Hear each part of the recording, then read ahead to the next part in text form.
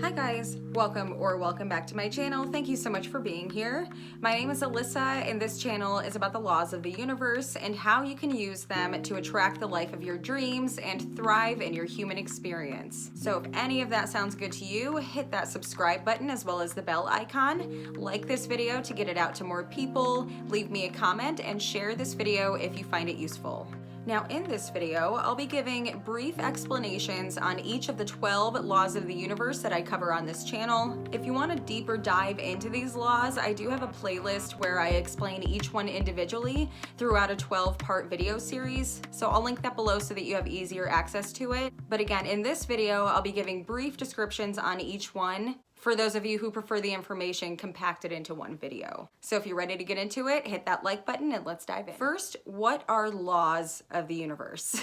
Well, they're universal energetic principles that govern our experience here on Earth, and they exist to maintain order and balance throughout the universe. So we're here as students, as guests on this planet, essentially, right? We're in a temporary human experience, and there are certain rules or laws to abide by. And unlike the laws that we have in our justice system, these universal laws cannot be broken.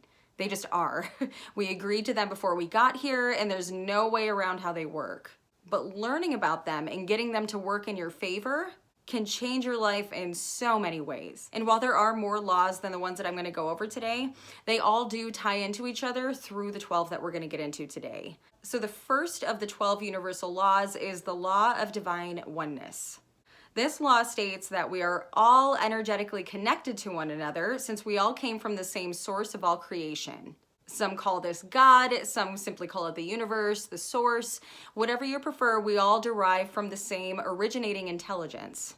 Before the Big Bang, we were all lumped into the same speck of light consciousness until creation was complete, and then everything burst out, and over time it expanded and transformed into what we know as the world and the universe today. And no matter what we do or how hard we try, we can never break that energetic connection that we have to every single thing in this universe. We're connected to each other, to the plants, animals, oxygen, the buildings around us, everything. And an important lesson to get out of this is that since we are connected, what we emit from our energetic field or aura, whatever you want to call it, has an effect on not just us individually, but it can be felt by other people. Even someone who's on the other side of the world from you, the connection is that strong and our energy is that potent. So as frustrating as other people and things can make you, always come back to that connection and empathize, because we're all pretty much here for the same thing, right? To survive and thrive in this crazy, beautiful universe.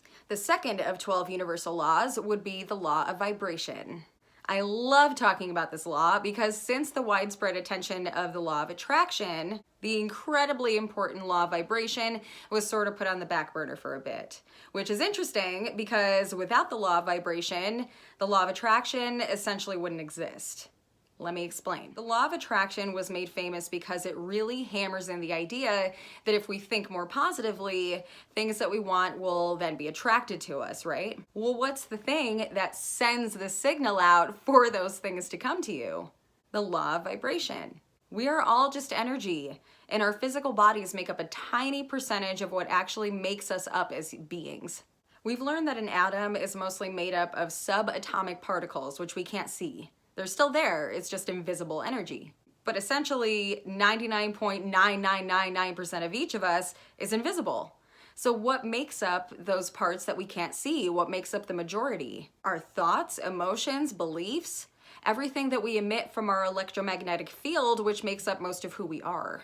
And this creates our very own vibrational frequency, and it is law that only things and people that vibrate at similar frequencies are allowed into our reality. So it's very important to become self-aware and see what signals you're throwing out to the universe, because you will receive responses that match that. Law number 3 of 12 is the Law of Correspondence. This is quite possibly my favorite law to talk about because it makes so much sense once you understand it. So the Law of Correspondence, as discussed in the Kabbalion, uses the perfect phrase of as above, so below, as below, so above to describe how this works. So essentially, everything is a mirror reflection of a bigger picture. Example, here on Earth, we represent part of the microcosm out of the macrocosm that is the universe. We are just small mirror components of what makes up the rest of the universe. And on a more personal level, this means that our outer reality is directly influenced by what we're feeling inside of us. More importantly, what we manifest is based on deep-rooted beliefs that we have about ourselves, about life, our worthiness of love, success, financial security, etc. So if you're not happy with what you've been attracting in your life, always remember that it starts from within. Change your inner world and your outer world will reflect. It is law. Law number 4. The law of attraction. Roll out the red carpet because this is the celebrity of universal laws. Now, going back to the law of vibration, we all carry a vibrational frequency, right? So the law of attraction is what brings us those things and people that are similar to the frequencies that we are giving off. Like attracts like. And it's not always as cut and dry as, let's say, a funny person attracting another funny person. Sometimes what we attract acts as confirmation of the beliefs that we have. So example, someone having the belief that they're not as intelligent as other people will attract people and circumstances that match that belief and reaffirm it for them. So circling back around to the laws of vibration and correspondence, that person would get the reflection of their vibration, and the law of attraction is what magnetizes those things to them. Hopefully that made sense. So as you can see, all these laws are starting to tie in together, which ultimately ties back into oneness, which is kind of cool. Anyway, so law number 5, the law of inspired action.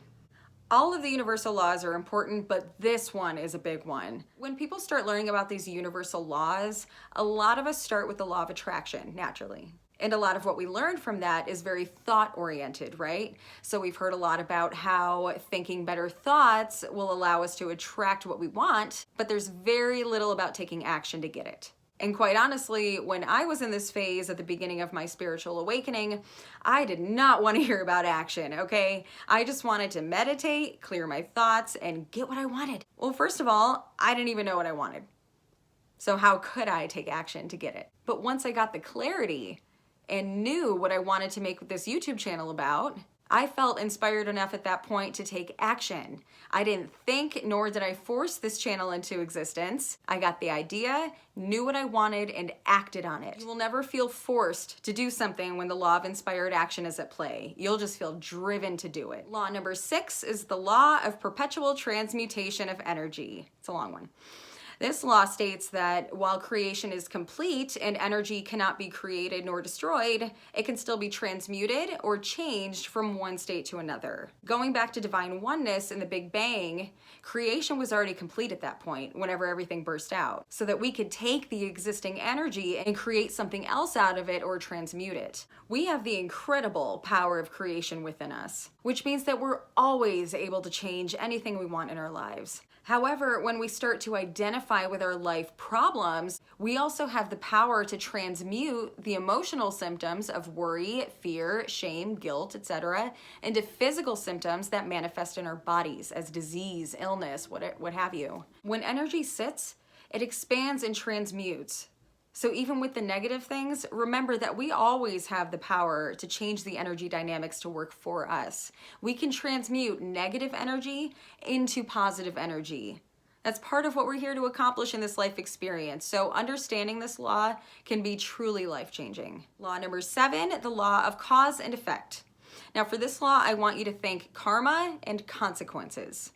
When we cause something, whether on a small or large scale, the effect of that will match what we put into it. So let's get into the esoterics of karma. If in this life you cause intentional pain to someone else, if the karma or payback of that doesn't come back around in this current life, it will more than likely follow you into your next life where you'll receive equal treatment. And then you'll feel the pain that was inflicted on whomever you had inflicted it on, right?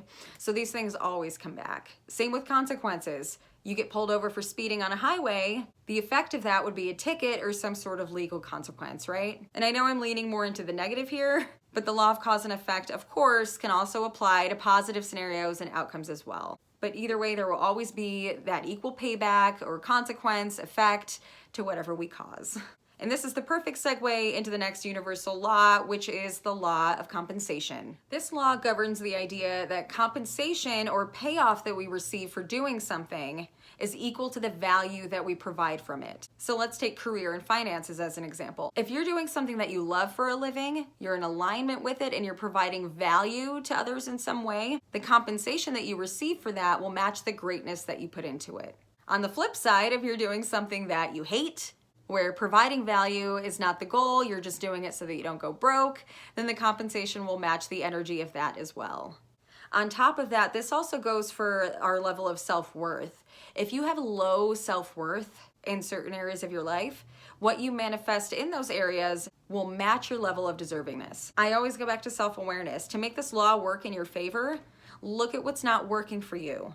See where you're lacking in worthiness, passion, and value in your life, and then watch the compensation shift as you start changing it. Law number 9, the law of relativity. This one states that everything in life is fundamentally neutral until we, the observers, provide meaning to it. Meanings that are very unique to each of us because we all have different perspectives and lenses through which we view life. So it's all relative. Someone might label a rainy day as negative, while the person next to them might prefer the rainy weather, as a minute example. This is important to understand because we're at a very interesting point in history where everyone's opinion is welcomed and supposedly valued, right? But when we don't see each other's perspectives on things, we just fight. Belief systems are threatened, people get triggered, it's a whole thing. But what if we could just take a step back and see other points of view as neither correct nor incorrect, but just as a different way to look at something? There's so much power and potential for growth in that. So everything's relative. We provide the meanings, so try to keep an open mind as to those meanings. Moving along with law number 10, the law of polarity. The law of polarity states that everything in this universe has polar opposite charges to it, which is why it's also called the law of opposites. Quick little physics example. Take an atom, which is neutral in itself until protons and electrons charge it. One provides a negative charge and one provides a positive charge. That being said, both are required to charge the atom. Simplified, in life, we are here to experience a broad spectrum of things. We need positive and negative, light and dark, masculine and feminine, etc. This law helps us to look at the negative aspects of life in a way that we can learn from it instead of dwelling on it and letting it define us. Failure, for instance, is something we're here to experience. How are we supposed to learn how to perfect something unless we know what doesn't work, right? It's a lesson, an experience, a brand new open door. So embracing not just positive but also negative experiences will make life look so much different from your perspective. Law number 11, the law of rhythm. This law tells us that there is rhythm and movement to everything in this universe. Things in life are ever changing and shifting, so when we try to keep everything the same, we get a lot of resistance. And that's why a lot of people say that they don't like change, because familiarity got the best of them and they never really leaned into the rhythms of life, and it turned into a fear of change. We all love our little comfort zones, right? But getting too comfy causes resistance because we're fighting against the natural movement of life. So back to the example of failure. It's important not to only embrace the lesson of that, but it's also important to understand that you will eventually move past it, because it is law. Things have to keep moving along into their next phases. And the last law of the 12 would be the law of gender. This one hit home for me when I really dove into it because it's so reassuring when you're trying to manifest something new into your life. So the law of gender really ties into the law of polarity because it tells us that we need both masculine and feminine energies in order to create something. So like protons and electrons charge up an atom, masculine and feminine energies charge up creation. Now by gender, we're not talking about men versus women. We're talking about the energy dynamics that are needed to make up a manifestation. So feminine energy is the creative, thoughtful, nurturing, and receiving energy, while the masculine is very action-oriented, assertive, and result-driven. So when manifesting something new, we need the thought, or the feminine, and the action, or the masculine, in order to bring the manifestation to fruition. So combining these energies and giving it time, it needs time to create and come to you, you eventually see the manifestation. In the deep dive video that I did on this law, I used the example of human life. We need both energies, masculine and feminine, plus gestation time to create a baby, right? So it goes for anything that you want to manifest into your reality. So it's very important to understand the law of gender. But that is the 12 universal laws, semi-briefly explained. Again, I do have a whole playlist where I break down each law in 12 individual videos, so go ahead and check that out if you do want a deeper dive into these laws. But I truly hope that this was helpful. Hit that like button if you enjoyed this video. Subscribe to the channel if you haven't already. Leave me a comment and share this video if you found it useful. But thank you all so much for watching today, and as always, please be safe, much love, and I'll see you next time.